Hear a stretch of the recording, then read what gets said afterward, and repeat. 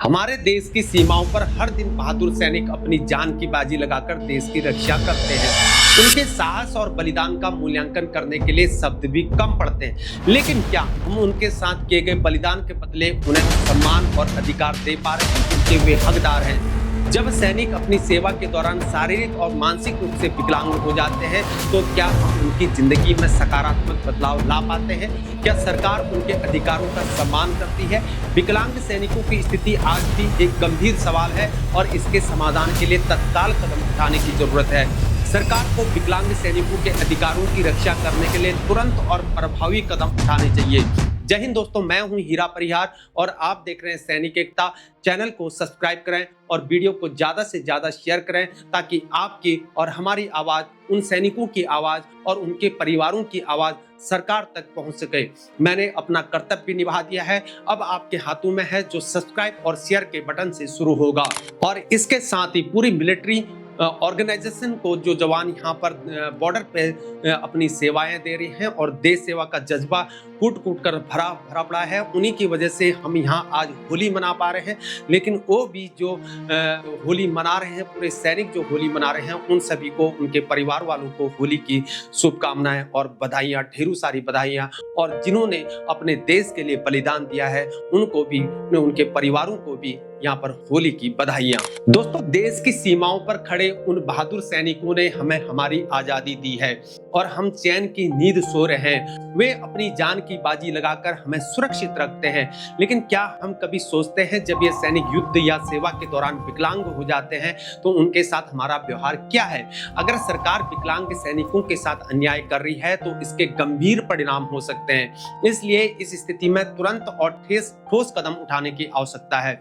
Will the Honorable Minister kindly answer why does the Defence Ministry routinely challenge virtually all Armed Forces Tribunal or AFT judgments in favor of veterans when it comes to granting disability pensions? If the government is not upholding the rights of disabled soldiers, it must take immediate and effective steps to address this issue. My friends, the government should prepare a clear and transparent policy regarding disability pensions.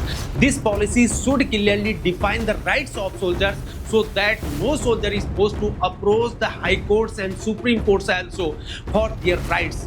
The policy should ensure that fair decisions are made on all aspects related to disability pensions and the rights of soldiers are not overlooked. The government has shifted pension dispersal to the Sparsh portal. However, this portal suffers from repeated glitches and elderly veterans are placed in a great deal of inconvenience. Is the ministry planning to make the Sparsh portal more user friendly for pensioners, and by when can we expect these improvements? वहीं आज स्पर्श में भी कई पूर्व सैनिकों को परेशानियों का सामना करना पड़ता है, लेकिन सरकार को पेंशन वितरण प्रक्रिया को सरल और पारदर्शी बनाना चाहिए। सैनिकों को उनकी विकलांगता पेंशन जल्दी और बिना किसी कानूनी झंझट के मिलनी चाहिए।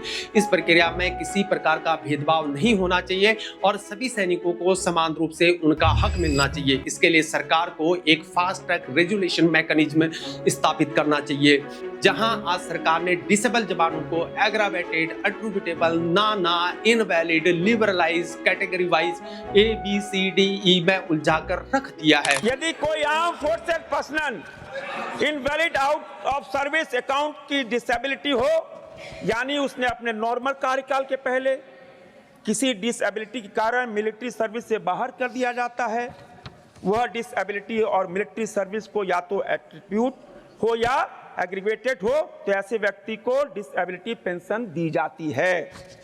ऐसे हालात में यदि उस व्यक्ति ने मिनिमम रिक्वायरमेंट पेंशनेबल सर्विस ना भी की हो, उस समय तक की सर्विस को वेटेज देते हुए एक सर्विस एलिमेंट कैलकुलेट किया जाता है और उसकी डिसेबिलिटी को देखते हुए डिसेबिलिटी एलिमेंट कैलकुलेट किया जाता है। इन दोनों एलिमेंट को जोड़कर ऐसे व्यक्ति को डिसेबिलिटी पेंशन देने का प्रावधान है।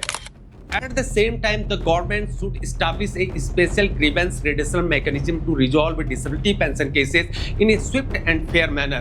This mechanism will ensure that no soldier has to approach the high courts and supreme courts and they receive their rightful dues promptly. Simplifying and making this process transparent will not only increase the soldier trust but also improve the efficiency of the government system। जहां ईसीएसएस में सरकार द्वारा fund दिया गया है लेकिन फिर भी ईसीएसएस में दवाइयां उपलब्ध नहीं हो पा रही हैं उस तरीके से। जिस जवान ने सेना में अपने देश के लिए अपना शरीर खराब कर दिया है लेकिन उसे ही दवाइयां उपलब्ध नहीं हो पा रही ठीक तरह से।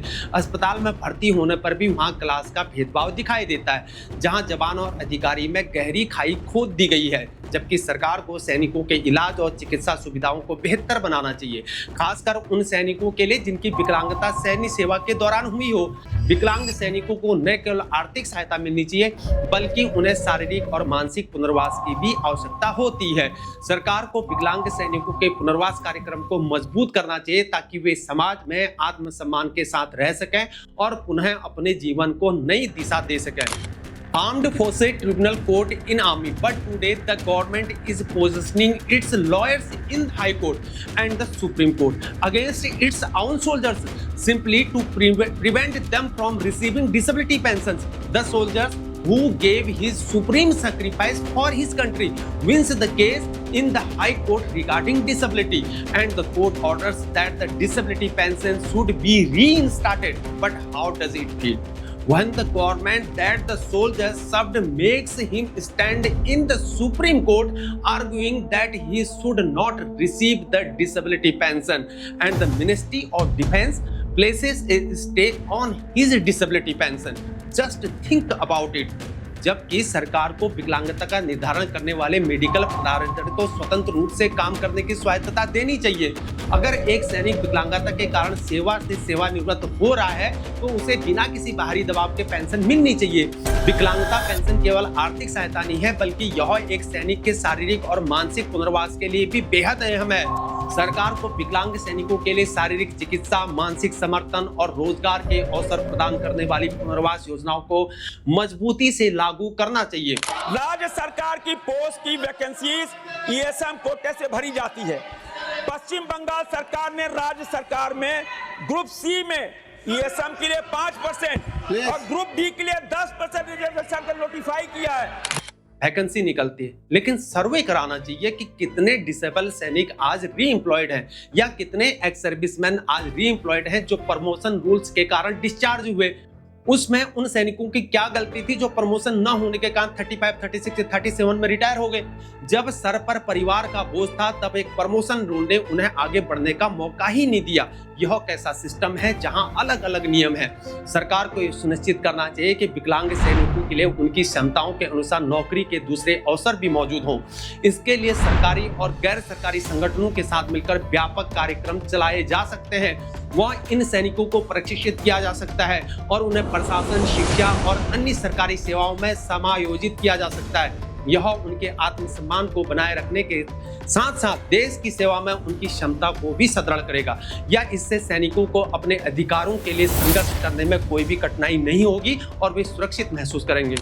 When a soldier retires due to disability and when a soldier is unable to support his family because of that disability, his family also needs a secure life. Therefore, the government special programs should be created for their families. These programs can provide an additional source of income besides pensions and protect families from financial crisis. For this, government agencies should initiate plans that provide assistance in employment, education and healthcare also. This way families can be cared for and they won't have to face financial hardships.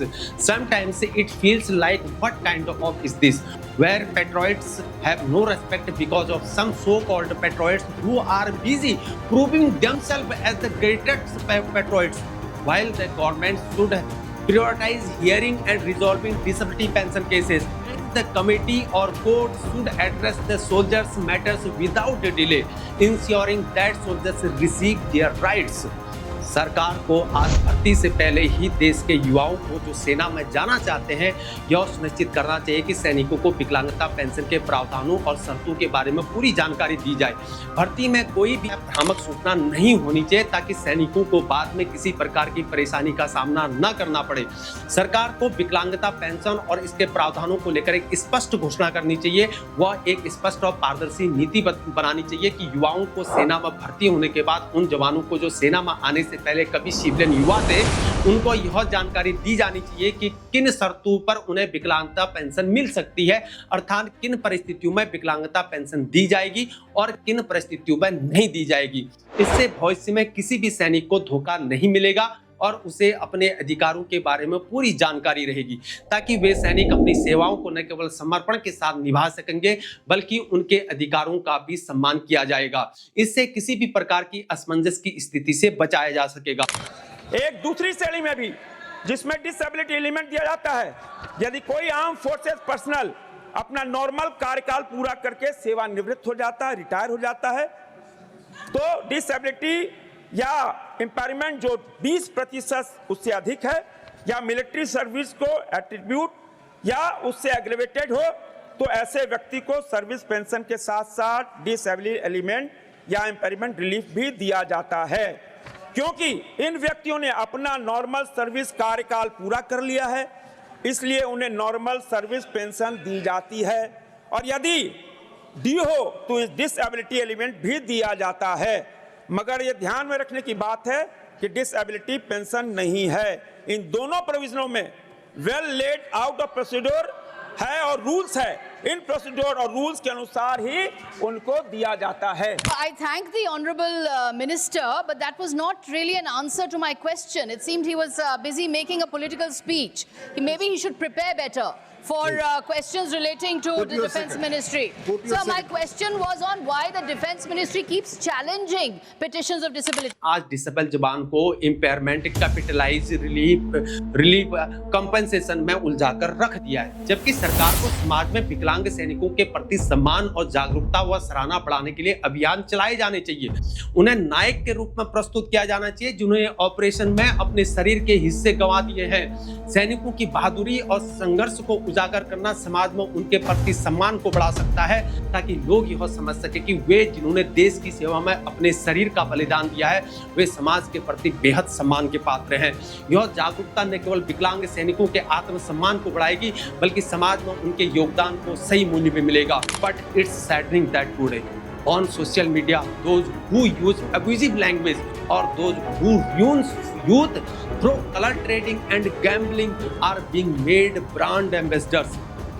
I don't know where our country is heading.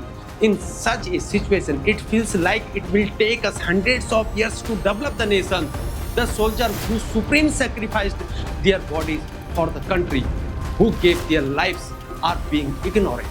And it's painful that the actors portraying their roles are considered heroes while those soldiers are forgotten after a few days. In films, their sacrifice have only been turned into a source of entertainment and income, whereas they should have been studied in history books. The names of these soldiers should have been used for villages, schools, and should have been acknowledged in all government schemes, so that their legacy continues to inspire the future youth to understand the meaning of sacrifice and dedication to their country.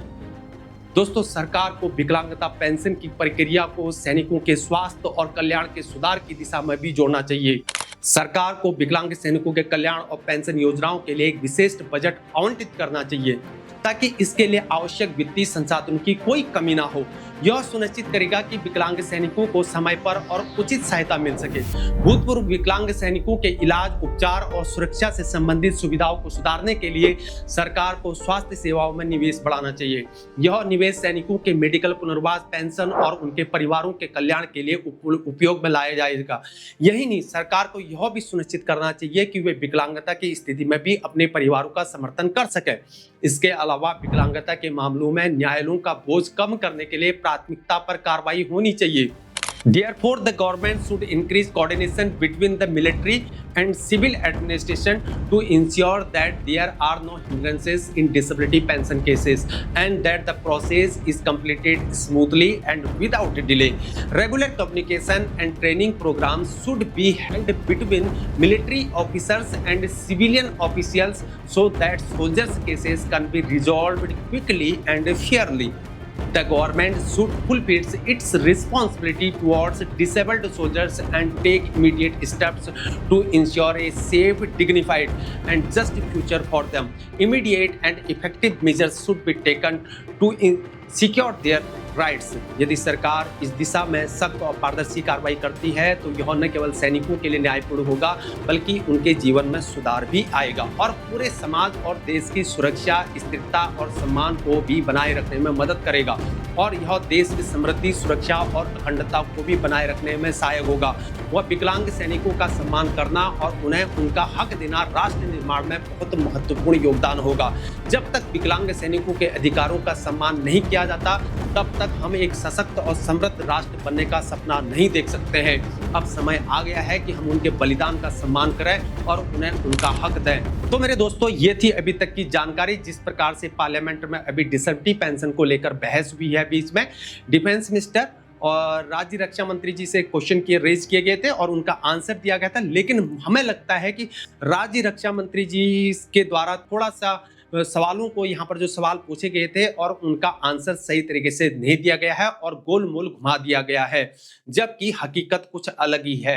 यानी कि जो पहले हुआ करता था, लेकिन government ने अब जो है इस प्रकार से रूल्स को बदल के इनको उलझा कर रख दिया गया है। तो यहाँ पर एएफटी में जो है आदेश एएफटी केस जीत जाती है, फिर उसके बाद ये चीज हो जाते हैं जैसे कि मैंने आपको वीडियो में व्याख्यान किया, एक्सप्लेन किया है। तो अगर आपको ये जानकारी अच्छी लगती है तो वीडियो में आप लाइक करें, वीडियो में डाउट हो तो कमेंट करें, चैनल को शेयर करें, चैनल को सब्सक्राइब करें। तब भी अगर मेरे वीडियो इस प्रकार से बनाने से किसी भी चीज की कोई आपत्ति हो तो तब भी आप कमेंट्स जरूर करें। आज के लिए इतना ही। जय हिंद, जय भारत। बने रहिए हमारे साथ। वंदे मातरम। भारत माता की जय।